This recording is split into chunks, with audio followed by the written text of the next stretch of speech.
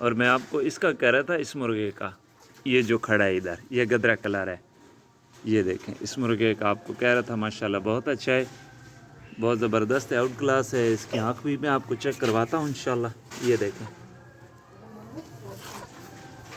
ये देखें जी,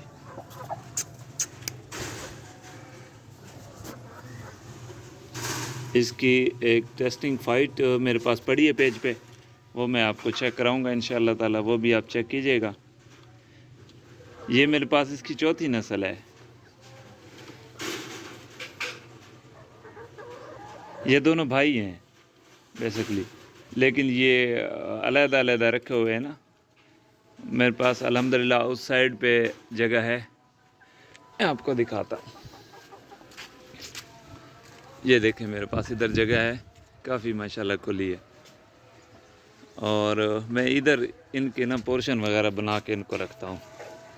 ये एक मादी है सफ़ेद,